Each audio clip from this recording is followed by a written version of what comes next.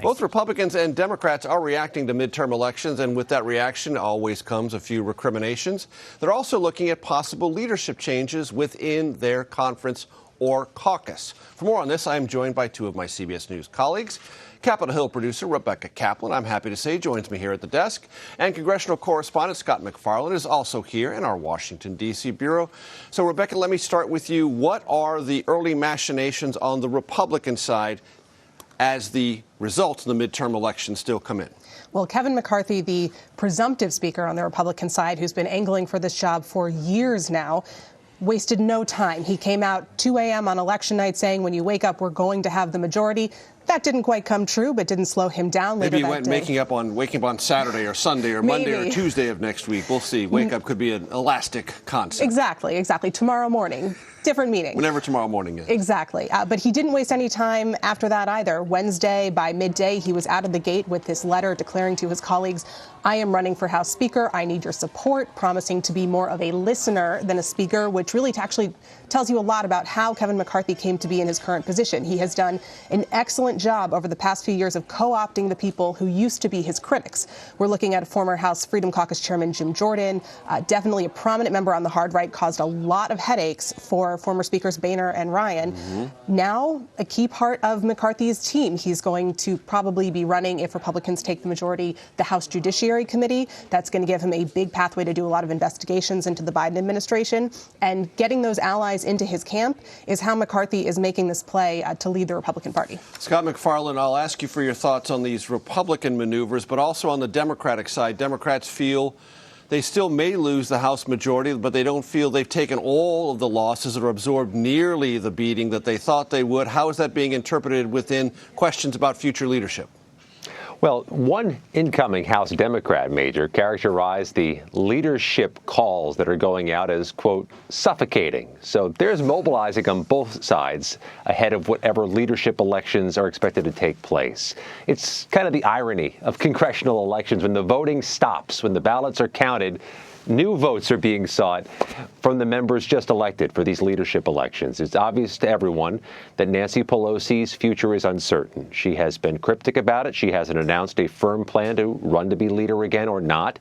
Along with her come a number of dominoes that can fall. Steny Hoyer has been the Democratic leader, the number 2 in Democratic leadership for quite some time, measured by decades, not by years. Jim Clyburn has been 3rd in the hierarchy for years.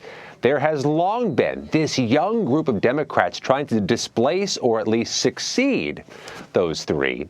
So the calls are going out there, and at every level of leadership. There are different positions that go all the way down the totem pole, and the calls are active, they are frenetic, and they're happening already.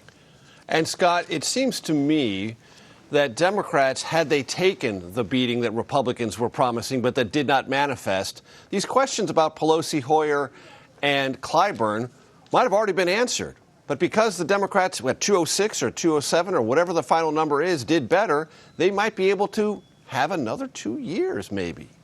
I think that's certainly right, but I can't get 2010 out of my mind, when Democrats experienced what then President Obama characterized as a shellacking, and there was no reasonable alternative who stood up as an alternative candidate to Nancy Pelosi, to Steny Hoyer, which is why they kept those leadership positions, which 8 years later would sweep the party back into power, and where they remain to this day.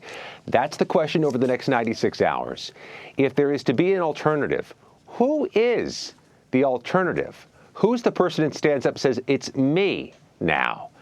In the absence of that, in that vacuum, Nancy Pelosi maintains that political epicenter of strength, and time is running short for an alternative to stand up as we wait for Ms. Pelosi's announcement whether she's going to try to continue. So, Rebecca, you know this Republican conference well. They were expecting a larger majority. A smaller majority, if achieved, complicates life for the incoming speaker, presumptive Kevin McCarthy. Explain to the audience how.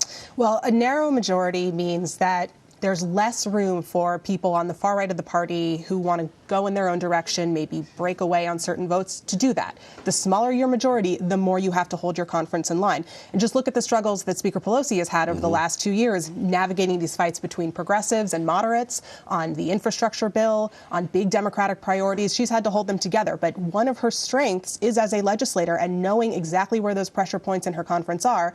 And she's known for not taking a vote to the floor if she's not going to win it.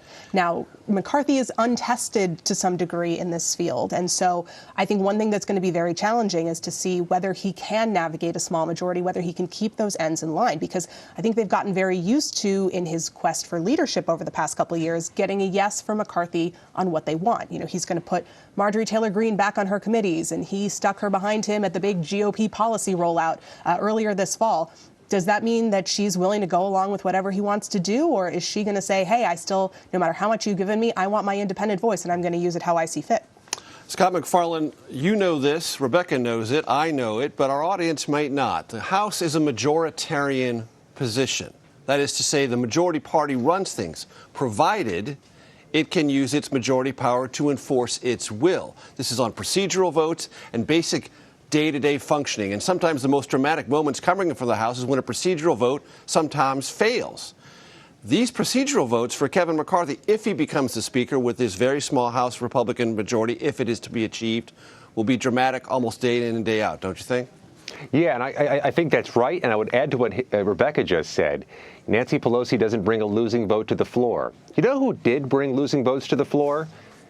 Kevin McCarthy's two predecessors. Paul Ryan, famously in 2017, when the bill to repeal Obamacare didn't pass. How about 2008, when the TARP vote came up? Of course, that was a different leadership in the House at the time, but the Republicans couldn't mobilize the votes to get TARP passed the first time. So this is a real problem, even with a margin larger than 4 or 5, because the Freedom Caucus is known for being a fly in the ointment. You have such a diversity, too, in the incoming Republican conference. Marjorie Taylor Greene is going to be there, and newly elected Republicans from the suburbs of New York City are going to be there. That's quite a spectrum from one side to the other. As a famous salsa commercial once said, New York City, Rebecca Kaplan and Scott MacFarlane. We thank you. Nice.